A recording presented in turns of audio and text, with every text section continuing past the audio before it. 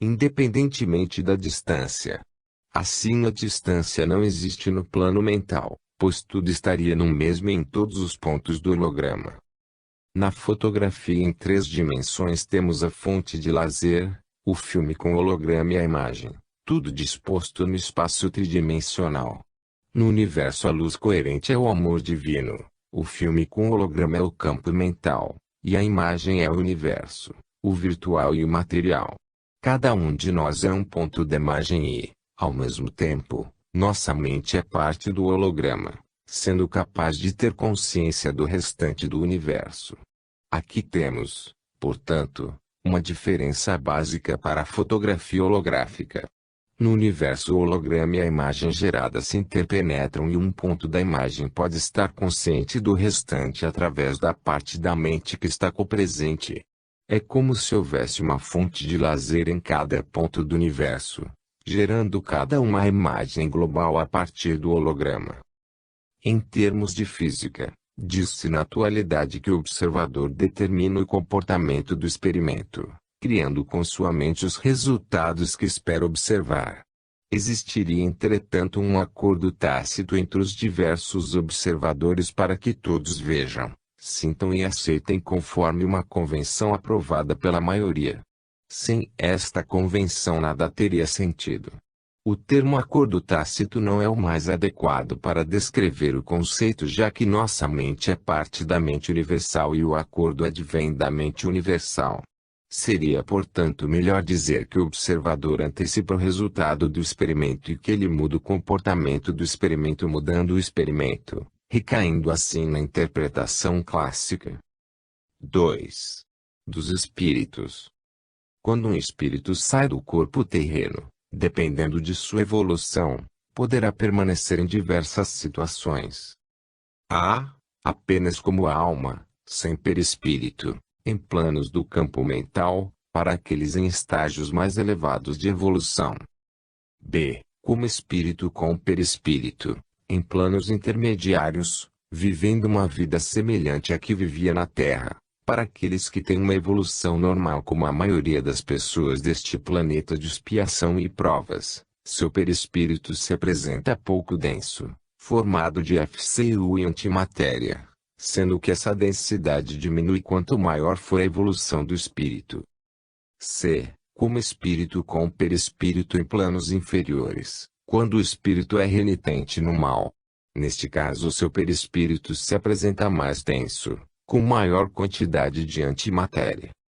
A morte no corpo físico não altera o estado do espírito, que naturalmente irá para perto daqueles que se lhe assemelham em evolução, recomeçando no outro lado no ponto em que se encontrava na Terra. Seu sofrimento ou felicidade será sempre função do plano em que se situam, sendo tudo uma consequência automática de seus atos.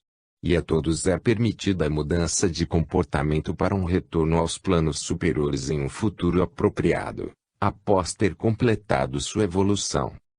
Para nós, espíritos que estamos vivendo aqui num corpo fluídico, tudo se passa como aí na Terra e vemos também uma ilusão convencional que se comporta como um mundo tão real como um material. Nossos sentidos, porém, são mais potentes, comandados por nossa mente, e podemos ver, sentir, e nos fazermos sentir em qualquer parte, em vários ou em todos os lugares simultaneamente, dentro da mesma analogia com o holograma mencionada acima. Um sensitivo vivo também pode fazê-lo em transe, ficando seu corpo material num ponto do planeta e aparecendo como espírito em local distante por comando de sua vontade, ou até em mais de um lugar ao mesmo tempo. Para nós tudo isso se torna bem mais fácil, pela ausência da matéria densa. Nós espíritos podemos, se assim o desejarmos, nos habituarmos a sentir como se ocupando todo o espaço do universo. Mas não o fazemos porque não necessitamos disso, já que temos consciência de termos o universo em nós, e porque ainda estamos habituados a nos relacionarmos com outros corpos espirituais de forma humana. Limitamos assim nossa visão, bastando para isso desejá-lo, por ser mais cômodo em nosso estágio atual de evolução. Tudo depende, de novo, de estarmos mais ou menos ligados ao perispírito. Quando descemos à Terra, poderíamos também dizer, subimos para o nível de energia da matéria. Operamos uma transformação para ajustar nosso corpo perispiritual à matéria, processo a que damos o nome de densificação, de modo a ocuparmos um espaço material. Mas cada parte de nossa alma, cada pequeno ponto formador do todo, continua contendo todas as informações do universo, como no holograma. A densificação ocorre apenas no perispírito e é efetuada pela incorporação de partículas do campo material. Quando dizemos que o corpo fluídico envolve a alma, não estamos nos referindo à alma como um núcleo que ocupa um centro no perispírito, mas que a alma é como um suporte, uma essência ou uma matriz que está presente em cada elemento do corpo fluídico. Ele toma então a forma de matéria etérea, sutil, constituída de moléculas e átomos sobre essa matriz subjacente. Dito de outra forma, o corpo fluídico é uma projeção do holograma da alma que existe em outra dimensão. Essa estrutura existe estando o espírito desencarnado ou não, e é por ela que é feita a programação de nossos corpos em cada encarnação, antes mesmo da que será materializada pelos cromossomas. Temos aí também a origem dos fenômenos de materialização, provocada pela migração dos átomos materiais para a estrutura previamente formada do holograma. Em planos mais altos, estando o espírito em estágios de evolução adiantados, não existe mais a necessidade dessa estrutura atômica, e o espírito pode existir como forma holográfica, mais sutil, desprendendo o corpo fluídico. Isso sem prejuízo da forma externa, que pode ser vista ainda como uma projeção holográfica na mente dos espíritos que conosco se comunicam. É notável também, que neste caso, não havendo mais a noção de espaço, podemos todos ocupar ou não o mesmo lugar no espaço material. Mas, ainda por hábito, vemos os demais espíritos e tudo à nossa volta, como ocupando um lugar que convencionamos existir, sendo tudo uma questão de sintonia de nossas mentes que podemos modificar à nossa vontade. Da mesma forma, a matéria pode ser entendida como uma projeção holográfica da mente divina que todos os seres humanos convencionaram ver da forma como é vista, convenção esta que tem sido transmitida de geração em geração. 3. Da comunicação. Esclarecendo nossa forma de comunicação, observe que uma ideia é um conjunto de pensamentos relacionados e também é um holograma. Aqui, como já disse, nos comunicamos por ideias. Numa comunicação com um espírito encarnado também o fazemos geralmente dessa forma.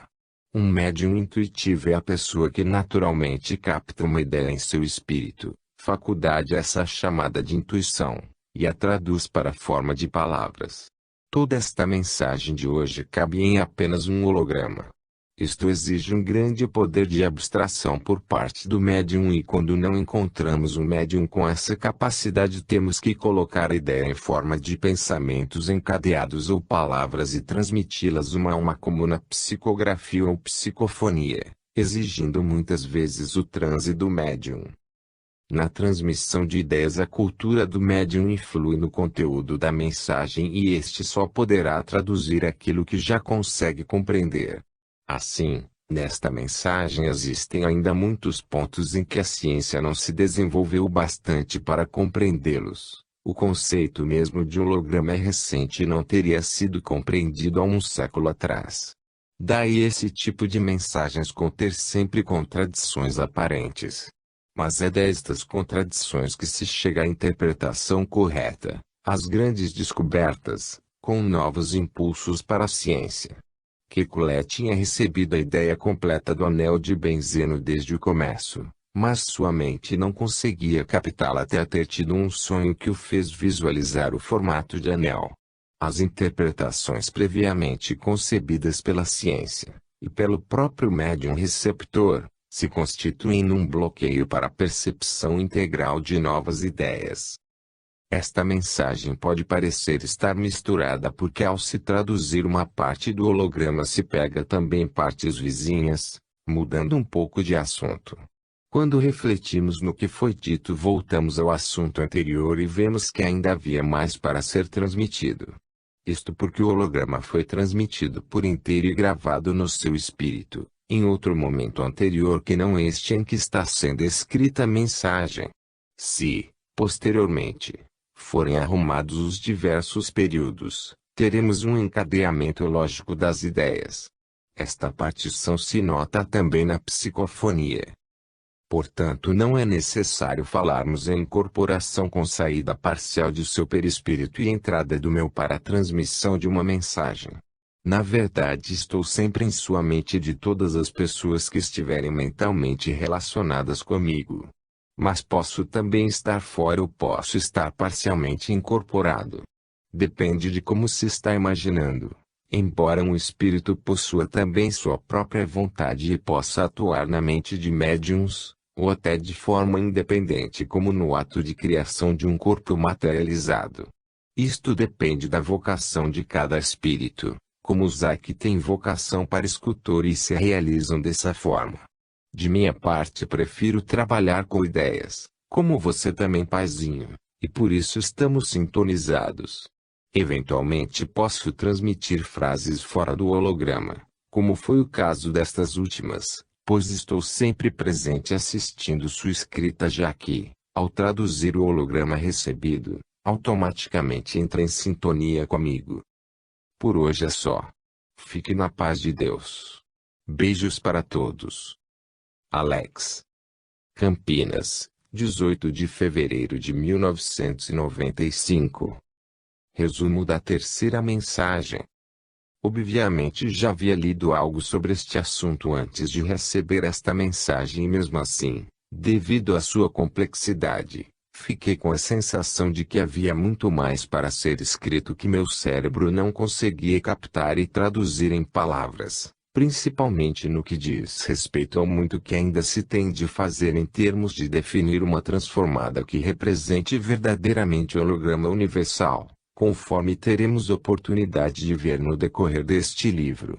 Talvez devido a esta limitação de minha parte, o conteúdo da mensagem não foi muito além daquilo que já existe sobre o paradigma holográfico, mas vale pela confirmação de que esta deverá ser a abordagem da ciência no futuro. Capítulo 2. Os campos. Parabéns, paizinho, por ter vencido essa importante etapa de sua evolução espiritual, iniciando sua reforma íntima. Você não pode imaginar como ficamos todos felizes aqui. Não deixe tudo voltar atrás daqui para o futuro. Use o seu livre-arbítrio e evolua sempre mais. Estaremos ajudando-o. O que nos dizem a física e o espiritismo atuais? A motivação primária das teorias da supergravidade e das supercordas tem sido a unificação da gravidade com as outras interações das partículas elementares, com a esperança de desenvolver uma teoria quântica da gravidade. Na nossa bem conhecida teoria clássica do campo eletromagnético podemos aumentar a energia do campo de quanto quisermos, mas na teoria quantizada o aumento da energia só pode ser feito em quantidades discretas. Os quantum-fótons no caso do eletromagnetismo, que na linguagem da física moderna são também chamados de partículas. Nessas teorias os estados de mais baixa densidade de energia são chamados de vácuo verdadeiro e assume-se que o espaço vazio consiste de um destes estados.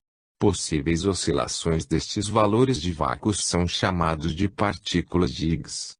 A ciência, entretanto, ainda não consegue explicar as observações astronômicas referentes ao estado de quebra de simetria, que descreve nosso presente universo. Observações essas que apresentam grandes valores para os campos de Higgs, enquanto que os valores esperados da densidade de energia para um vácuo simétrico, no qual os campos de Higgs têm amplitude zero, deveriam ser zero. Este problema, que é equivalente ao problema da constante cosmológica, parece indicar que mesmo um estado tão simples como o vácuo tem propriedades que ainda não são compreendidas. Quarta mensagem. Esta semana a aula versou sobre a estrutura dos campos. O campo de energia, ou simplesmente campo, É constituído pelos diversos tipos de partículas elementares e suas antipartículas, positivas e negativas, embora com densidades locais diferentes. O éter nada mais é que o conjunto de partículas elementares H mais e H-. Quando em pares orientados ou dipolos formam os campos eletromagnético e antieletromagnéticos, que diferem apenas pelo excesso de uma das partículas elementares. Os campos gravitacional e antigravitacional são um conjunto de partículas elementares M, que formam gradientes opostos de densidade em torno da matéria e da antimatéria. Somente quando estamos falando de campo é que nos referimos a um tipo específico de partícula. Como o holograma é quantizado, formado por pontos, o espaço-tempo não é contínuo. Assim todas as dimensões de espaço e de tempo são descontínuas. Também os campos, como o FCU, o campo gravitacional e o campo eletromagnético, são formados por partículas elementares. A cada campo está associado uma partícula elementar e a cada anticampo a sua antipartícula elementar, sendo que ambos, campo e anticampo, são descontínuos e ocupam simultaneamente o espaço, em equilíbrio com a matéria e antimatéria locais. As partículas elementares H+ e H-, que dão origem às cargas elétricas, quando agrupadas com as de sinal oposto formam os fótons. Em estado de energia nula essas partículas elementares estão espalhadas no campo e normalmente unidas aos pares com suas antipartículas, formando dipolos elétricos, responsáveis pela polarização do campo eletromagnético. O campo magnético é o campo elétrico visto de um sistema em movimento relativo e vice-versa. Para um observador em repouso, o campo magnético é o resultado do movimento do campo elétrico. Se uma partícula se move nesse campo magnético, ela verá um campo elétrico aparente. Portanto, como já demonstrado pela teoria da relatividade, o campo elétrico e o magnético são só, o campo eletromagnético, e a intensidade aparente de cada um, conforme a velocidade do observador, são dadas pelas transformações de Lorentz. O campo gravitacional não é tão simples como se descreve atualmente. Ele também é formado por partículas e antipartículas elementares de massa, constituindo na verdade dois campos superpostos. Essas partículas elementares de massa são próprias do campo gravitacional e portanto diferentes das que formam o campo eletromagnético, como veremos no capítulo seguinte. Na proximidade de um planeta como a Terra, essencialmente material, o campo gravitacional é formado principalmente de partículas elementares materiais de massa ou partículas M. A densidade destas partículas cresce na direção do centro da Terra. A densidade de partículas virtuais ou antipartículas elementares M decresce na mesma direção. Na proximidade dos corpos celestes do universo virtual, constituídos principalmente de antimatéria, ocorre o oposto. A densidade do campo gravitacional material decresce e a do campo gravitacional virtual aumenta na direção do centro.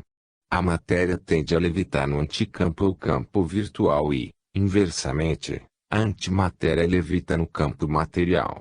Há, porém, uma diferença de nível de energia entre os dois de modo que não apenas a antimatéria como também o anticampo, ambos rarefeitos na proximidade do planeta, não são facilmente detectáveis pelos instrumentos atuais.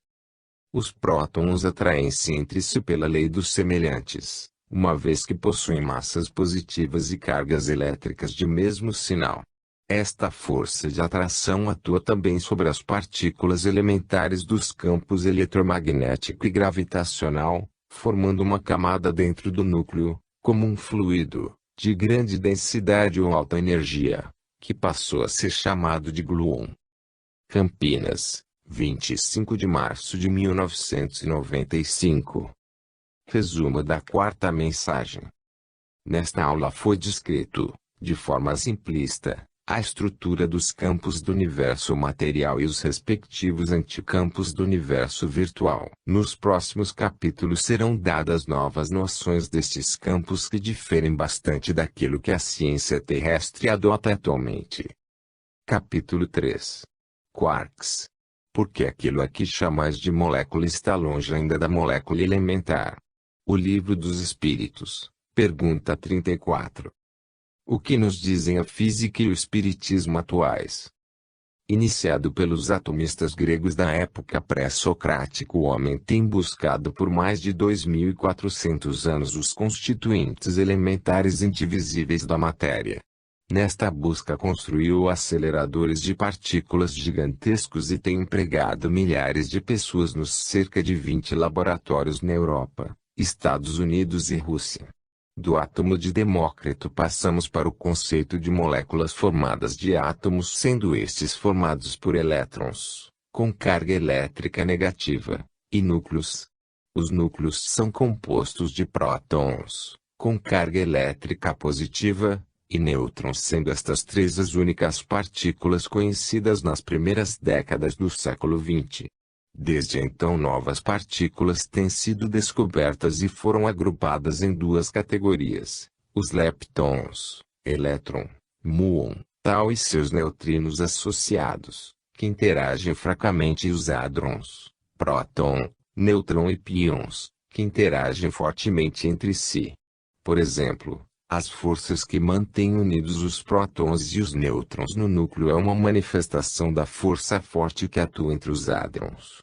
Os hadrons também foram divididos em dois grupos, os bárions, que são hadrons que decaem em prótons, e os mesons, que decaem em leptons e fótons ou em pares próton-antipróton. Os experimentos demonstraram que os hadrons são formados por partículas ainda mais elementares chamadas de quarks, dotadas de cargas elétricas fracionárias. Alguns cientistas atuais admitem teoricamente a existência de partículas ainda mais elementares que se agrupariam para formar quarks de estrutura composta.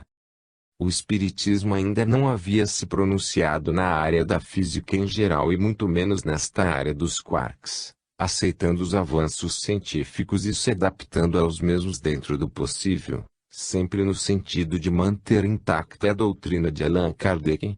Alguns poucos autores têm se aventurado na área científica especializada, em geral para citar que o perispírito é formado de antimatéria, conforme frisamos no prefácio deste livro. Quinta mensagem. A aula de hoje tratará da constituição das partículas atômicas, que são formadas de quarks unidos pela força forte, mais ou menos da forma que a ciência está descrevendo, mas com algumas diferenças fundamentais. Os quarks aqui são strings de partículas elementares dos diversos tipos, daí a propriedade que tem de, em se partindo, constituírem novos quarks. A tabela abaixo resume os tipos de quarks, o sabor e sua relação com os campos já citados. Os quarks têm natureza fractal. Qualquer quark é formado de subquarks ou sabores e estes por outros subquarks ainda menores, e assim por diante. Cada sabor na primeira coluna acima é um conjunto de inúmeras partículas elementares da última coluna, e cada quark pode ter vários subquarks, e portanto ser constituído por diferentes partículas elementares. Os quarks são denominados pelo sabor predominante. Assim, um quark U pode ser constituído de sabores M, L, D e U, neutralizados por seus antiquarks, sendo o sabor U dominante em um quark U.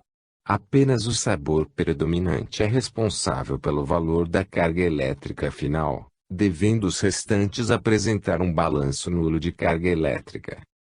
Além disso, o quark possui spin em várias seções da string, e conforme o sabor que se apresenta, o quark pode mudar sua cor naquela direção. Assim, cada quark pode ter mais de uma força ou cor associada ao campo correspondente, dependendo das partículas elementares que constituem sua string.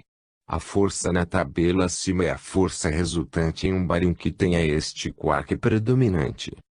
Os quarks O, D, C, S, B e T citados pela ciência ficam reduzidos a apenas dois, os quarks U e D. Os quarks C e S podem ser considerados como sendo respectivamente os quarks U e D em estados de maior energia positiva, enquanto que os quarks B e T são estados de ainda maior energia positiva destes dois quarks. Além dos quarks U e D temos ainda os quarks M e L, de massa e lepton, e seus antiquarks M e L que podem ser associados com o número quântico bário 1. Quarks estes ainda não considerados pela ciência.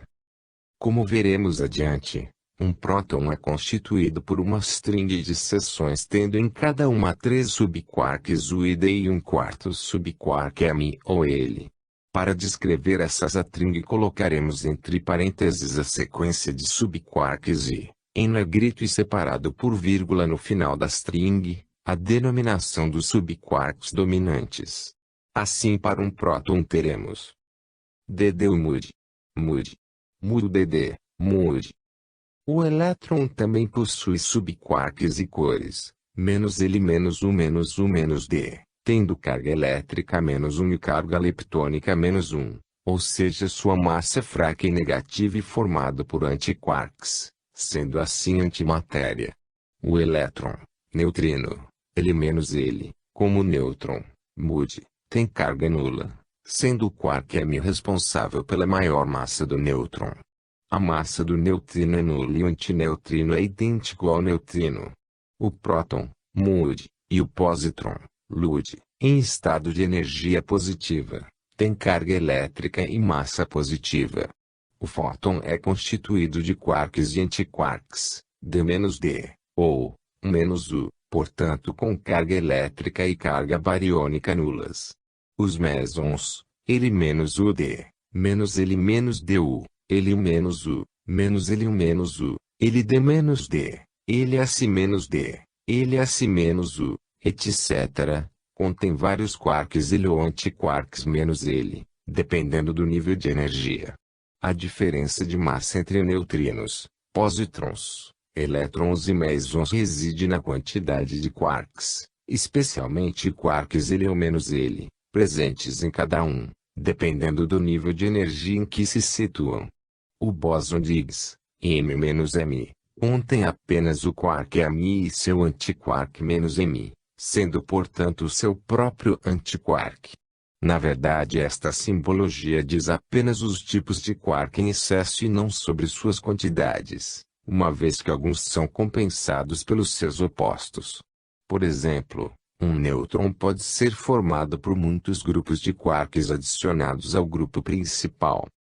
DDU, mais Mud, mais UD, mais UD, mais MM, mais LL, mais Mud. E mesmo o grupo característico pode existir repetidas vezes, em número suficiente para a carga e a massa que corresponde ao seu estado de energia.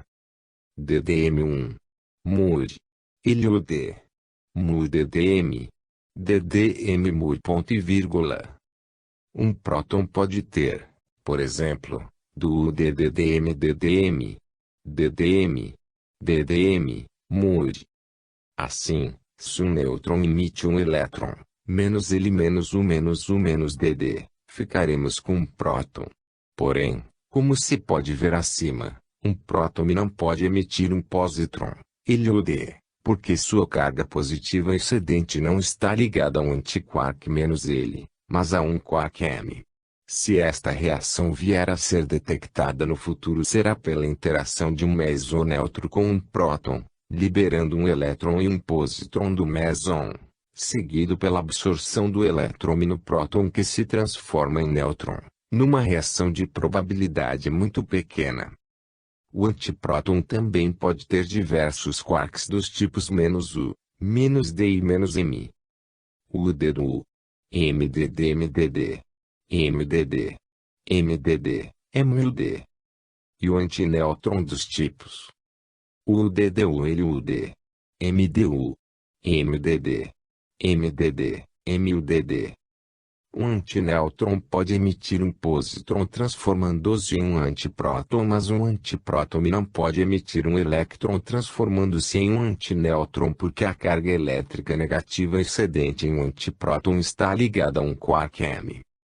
Da mesma forma, quando dizemos que um quark tem carga mais 2,3, estamos apenas dizendo que este tipo de quark é responsável por levar esta proporção da carga elétrica. Na verdade, ele é constituído por inúmeras partículas elementares